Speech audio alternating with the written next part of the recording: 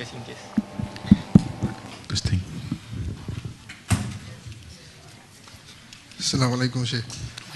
You mentioned in the first part of the talk the discussion about visiting graves. So I would like to ask you, what is the proper etiquette for us in visiting graves? Because I understand that visiting graves is a sunnah, but many times I face the dilemma of praying for the person in the grave or praying for myself. And sometimes when you're visiting a grave, you're visiting the grave of a saleh. So how can I benefit the saleh with my own personal dua?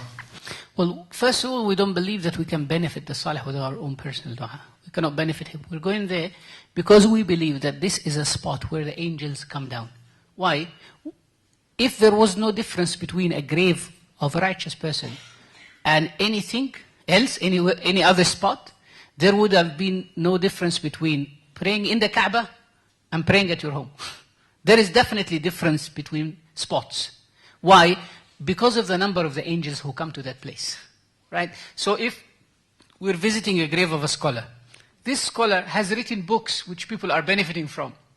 And Allah subhanahu wa ta'ala makes the angels travel to that place, to that grave of that individual, carrying thawab of the people, giving him glad tidings that his books are being read in this place. Allah subhanahu wa ta'ala says, لَهُمُ الْبُشْرَى فِي الْحَيَاةِ الدُّنْيَا وَفِي الْآخِرَةِ. They get glad tidings in this dunya and in the hereafter.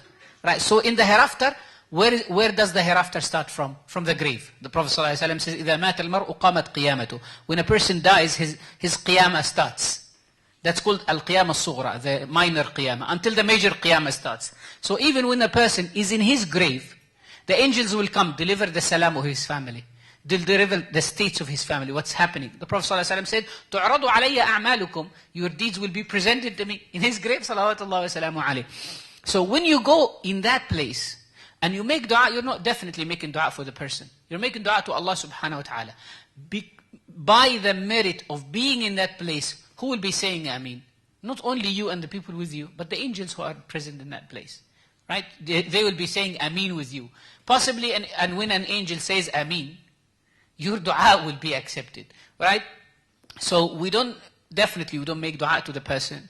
We don't believe that the person can help us or benefit us independently from Allah subhanahu wa ta'ala. But definitely if you want to go to a place and you don't know that place, you will need someone to take you there.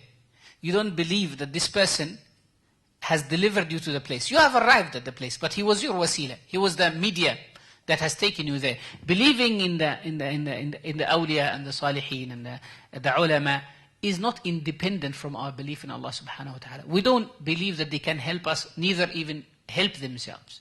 Right? The Quran is very clear on that. But we are visiting that place because that place has presence of angels. Right? What is the etiquette of doing this? The etiquette of doing this is reciting the dua that you recite in normal graveyard. When you go to a normal graveyard, you say, Assalamu alaikum, أهل القبور من المسلمين والمسلمات, or other versions of the dua. السلام عليكم دار قوم مؤمنين أنتم السابقون ونحن بكم إن شاء الله لاحقون. This is the same dua that you recite when you go to the grave of a righteous person. And then you make dua to Allah subhanahu wa ta'ala as you would make dua anywhere else. And read al-Fatiha that Allah subhanahu wa ta'ala gives you from the barakah, from the blessing of the place. That barakah of the place, again, is being present in a place which is attended by malaika. Right?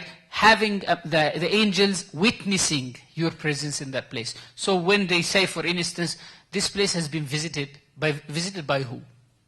Or by so and so and so and so and so and so and so and so. Allah subhanahu wa ta'ala told us that on the day of Qiyamah, places and individuals will come and be our witnesses. So places will say, Ya Rab, he has prayed in me. Another place will say, Ya Rab, he has done adhan in me. Another place will say, oh, Ya Rab, he has shed some tears out of fear of you in this spot. So if that spot has been attended by the angels, the shahada, the witness, will be even stronger. No.